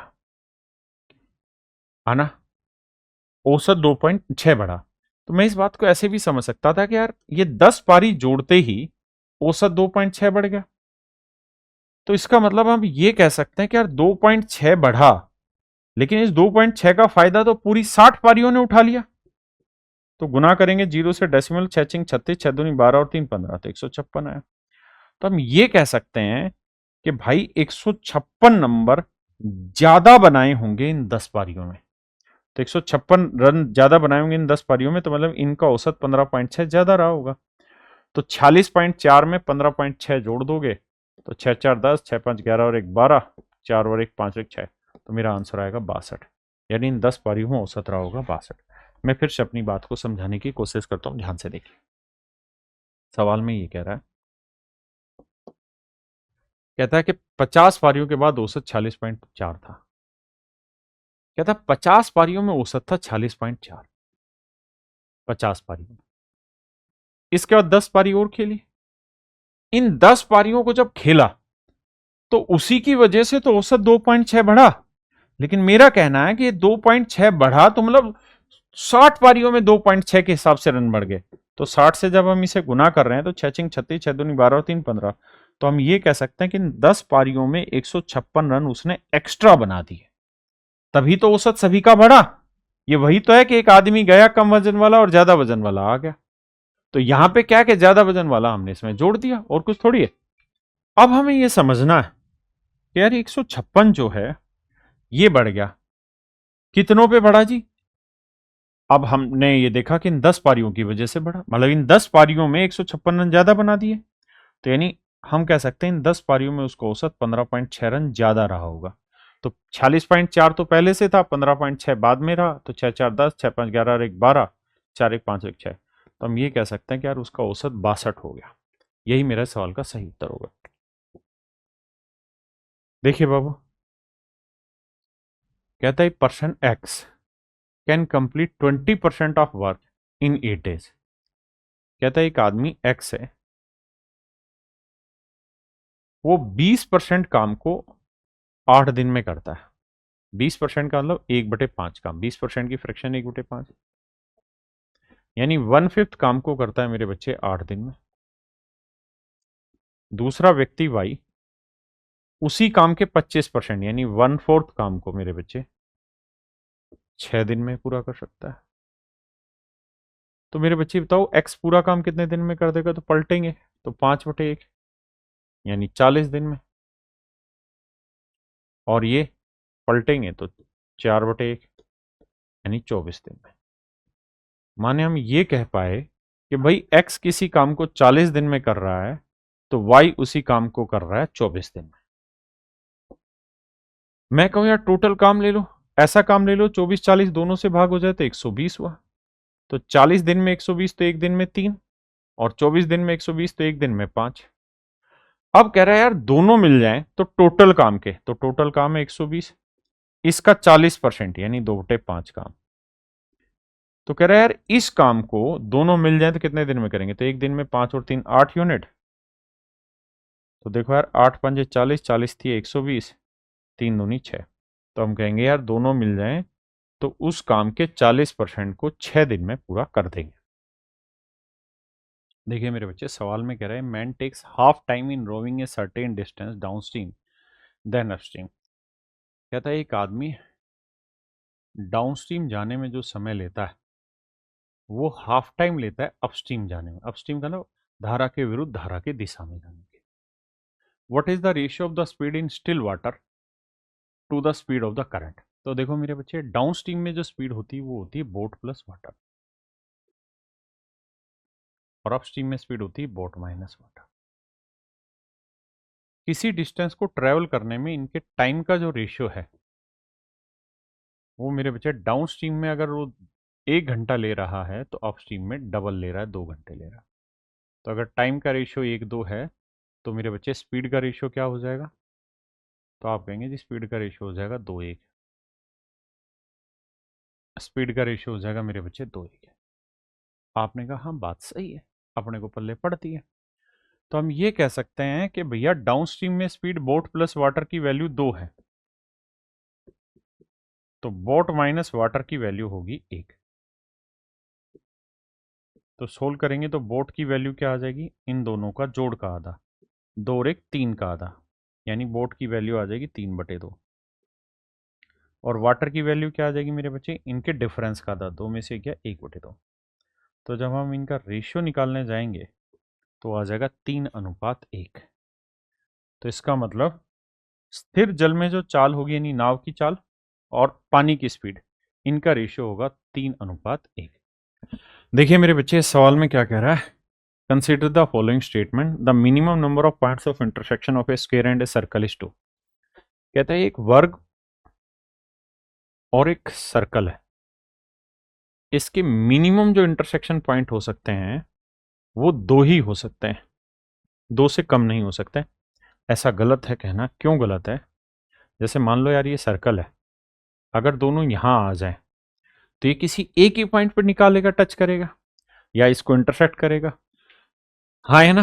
तो पहली स्टेटमेंट तो गलत है।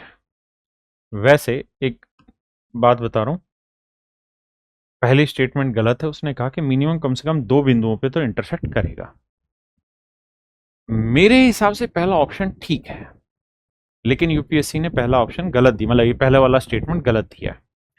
मेरे हिसाब से पहला पॉइंट ठीक क्यों है, मैं अपना व्यू बता रहा हूं कि कोई चीज इंटरसेक्ट करती है ना, इंटरसेक्ट को हिंदी में बोलते हैं प्रतिछेदन। प्रतिछेदन का मतलब काट के अंदर जाना किसी चीज के।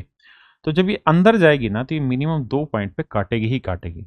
लेकिन यूपीएससी का मानना ऐसा है कि अगर यहाँ पे अगर होता है तो ये एक ही पॉइंट पे काटेगी। तो इसलिए मेरे बच्चे इस सवाल का पहली स्टेटमेंट गलत दी हुई थी यूपीएससी ने भी। हम आते हैं सेकंड पे कि the maximum number of point of intersection of A square and a circle is 8। कहता है एक सर्कल और एक स्क्वायर के जो अधिकतम बिंदु हो सकते हैं इंटरसेक्शन के वो 8 ही बिंदु हो सकते हैं। ये बात बिल्कुल ठीक है। कैसे, ऐसे 8 पॉइंट हो सकते हैं जैसे ही हो गए। अगर ध्यान दोगे तो 1 2 3 4 5 6 7 8, 8 ही बिंदुओं पर काट सकता है, इस बात में कोई दो राय नहीं है। तो सेकंड स्टेटमेंट ठीक है। तो मेरे बच्चे both 1 and 2 1 only, second only, यानी ऑप्शन बी मेरा यहाँ पे राइट आंसर है। देखिए यार सवाल में कह रहा है let x and y be the volume, m and n be the masses of 2 metallic cube p and q. कहता है 2 क्यूब हैं, एक का नाम पी है और एक का नाम क्यू है। ऐसे 2 क्यूब है, 2 घन है, ठीक है भाई।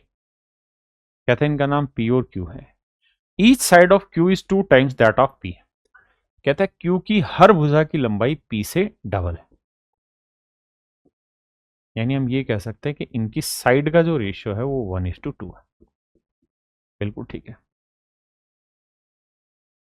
And mass of Q is 2 times that of P.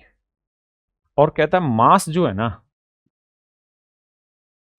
Q का वो भी मेरे बच्चे पी से डबल है, पी से डबल है। बात ठीक है, यहां तक किसी भाई को दिक्कत है नहीं। अब उसने सवाल में एक लाइन बोली, क्या, उस लाइन पे फोकस करना। उसने कहा n and m be the masses of two metallic cubes. कहता है एम और एन जो है ना, इनके मास है। यानी वो ये कह रहा है कि एम इज टू एन इनके मासेस, एम और एन के मास है, मतलब एम की वैल्यू अगर 1 होगी तो एन की वैल्यू होगी 2। अगर मेरे बच्चे मैं आपसे पूछूं कि इनका वॉल्यूम क्या होगा, तो आप कहेंगे वॉल्यूम होता है साइड का क्यूब, तो 1 का क्यूब 1 और 2 का क्यूब हुआ 8। तो जो पहली लाइन उसने बोली क्या थी कि भैया let x and y be the volumes, कि एक्स और वाई इनके आयतन है, एक्स और वाई आयतन है। तो एक्स और वाई अगर मेरे बच्चे वॉल्यूम होंगे तो ये वाला एक्स माना जाएगा, ये वाला वाई। यानी वाई की जगह आप 8 रख देना, एक्स की जगह आप 1 रख, या 1 की जगह एक्स, या एक्स की जगह 1 रख देना। तो सवाल में कह रहा है कि यदि u का मान m अपॉन एक्स है तो m की वैल्यू 1, x की वैल्यू 1, और v का मान n अपॉन y है तो n का मान 2 है और y का मान 8 है। देखो v का मान n अपॉन y, तो अगर हम यहां से रेशियो लें तो v का मान आएगा 1/4, हाँ जी, और u का मान आएगा 1, u का मान आएगा 1। अगर मैं इनमें रिलेशन देखूं तो u और v को इक्वल करना है। तो भाई मैं ये समझ पा रहा हूं, अगर आप थोड़ा दिमाग दौड़ाएं, कि u की वैल्यू 1 है जबकि v की वैल्यू 1/4 है। यानी अगर मैं v की वैल्यू का 4 गुना कर दूं ना, इसका 4 गुना कर दूं तो इसके बराबर आ जाए, इसका अगर 4 गुना कर दूं तो इसके बराबर आ जाए। या आप क्या करें, u की वैल्यू 1 और v की वैल्यू 1/4 ऑप्शन में रख के देखो, फिर देखो कौन सा ऑप्शन बराबर दे रहा है। तो हम ये कहेंगे कि यार इसका 4 गुना ये वाली वैल्यू थी, यानी u is equal to 4 times of v, यानी मेरे बच्चे ऑप्शन ए मेरा राइट आंसर। देखिए मेरे प्यारे बच्चों, सवाल में कह रहे हैं cubical vessel of side 1 metre is filled completely with water. कहता है 1 मीटर भुजा वाला एक घनाभाकार बर्तन पूरी तरह से पानी से भरा हुआ है। देखो मेरे बच्चे, आप ये बात तो जानते होंगे कि 1 मीटर जो होता है ना, वो बेसिकली हमारा 100 सेंटीमीटर के बराबर होता है ना। तो सवाल में कह रहा है क्यूब है हमारे पास, और उस क्यूब का जो वॉल्यूम होगा वो हमें निकालना है, और क्यूब की साइड दे रखी है 1 मीटर। तो अगर मैं क्यूब की साइड को a मानता हूं तो a की वैल्यू 1 है, तो मेरे बच्चे वॉल्यूम होता है a क्यूब, यानी साइड का क्यूब, तो 1 का क्यूब तो 1 ही रहेगा।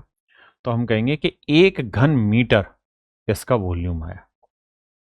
और मेरे बच्चे अगर 1 घन मीटर को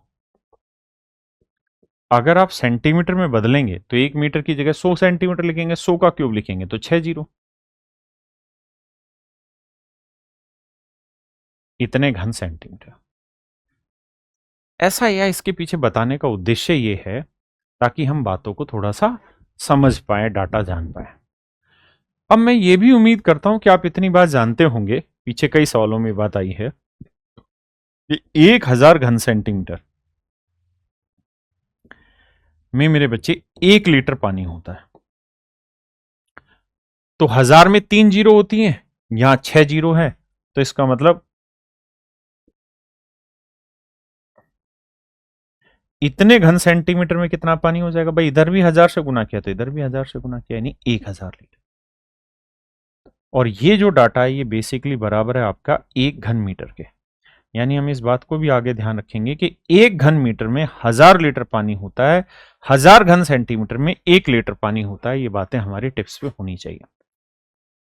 तो मेरे बच्चे, हम ये तो कह ही सकते हैं कि 1 घन मीटर में 1000 लीटर पानी होगा।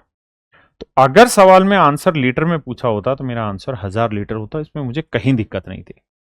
लेकिन कह रहा है जी इस लीटर को ना मिलीलीटर में बदल के बताओ। तो मेरे बच्चे, आपको पीछे एक सवाल याद होगा जहां मैंने ये टेबल आपको पढ़ाई थी कि यूनिट कैसे चेंज करनी है। ध्यान रखना, हमेशा शुरुआत में सबसे पहले यहां लिखते हैं क्या, किलो, फिर हेक्टा, फिर डेका, फिर base unit. Base unit litre भी हो सकती है, मीटर भी हो सकती है, अगर आप लंबाई नापेंगे, लेंथ नापेंगे तो मीटर में, अगर आप द्रव्यमान मापेंगे तो लीटर में, और अगर आप वजन मापेंगे तो ग्राम में। वजन मापेंगे तो ग्राम में। फिर आता है मेरे बच्चे डेसी, सेंटी, मिली। तो इन डाटा को याद रखना। अगर मेरे बच्चे आपके पास डेका दे रखा है और आपसे पूछ रहा है कि भाई मिली कितना होगा, तो आप ये देखिए यहां से कितना चलना पड़ेगा, 1 2 3 4। तो अगर मान लीजिए मैंने कहा कि 18 डेका लीटर में 18 डेका लीटर में 18 डेका लीटर में कितने मिलीमीटर होंगे, 18 डेका लीटर में कितने मिलीमीटर होंगे, तो आपको देखना कितने स्टेप आगे जाना है। तो 1 2 3 4 स्टेप आगे जाना है, तो गुना करेंगे 10 की पावर 4। हाँ जी, अगर मेरे बच्चे मान लीजिए मैं आपको कहूं कि मेरे पास 18 सेंटीमीटर दे रखा है, सेंटीमीटर दे रखा है, ये लीटर भी हो सकता है, मीटर भी हो सकता है, कुछ भी हो सकता है, लीटर, मीटर और ग्राम। तो अगर 18 सेंटीमीटर दे रखा है, यानी ये वाली वैल्यू दे रखी है, और मुझसे पूछ रहा है कि कितने किलोमीटर होगा, अगर 18 सेंटीमीटर इसे किलोमीटर में बदलो, तो आपको देखना पड़ेगा कितने स्टेप उल्टे चल रहे हो, 1 2 3 4 5। तो यानी गुना भाग दे दो 10 की पावर 5 से, या गुना कर दो 10 की पावर -5 से। हाँ जी, हमारे सवाल में 1000 लीटर को हम बदलना चाह रहे हैं मिलीमीटर में। तो मेरे बच्चे बताओ कि लीटर कहां है, तो सर ये रहा। तो 1000 लीटर है आपके पास, बिल्कुल ठीक है जी। इसको मेरे बच्चे आप बदलना चाह रहे हैं किसमें, मिलीमीटर में। तो यहां पे हो कितना आगे चलना है, 1 2 3 स्टेप चलना है, तो गुना कर दो 10 की पावर 3। तो 3 जीरो यहां, 3 जीरो यहां, मतलब अगर इस चीज को मिलीमीटर में बदलोगे तो 6 जीरो आएंगे, यानी इतने मिलीलीटर मेरा राइट आंसर होगा। इस टेबल को रट लो, ध्यान रखो, पीछे भी कई बार डिस्कस हो चुकी है। तो ये मेरे बच्चे मेरा राइट आंसर होगा। देखिए मेरे बच्चे, ये सवाल भी उसी टाइप का है, सीसैट 2020 का, ध्यान देना।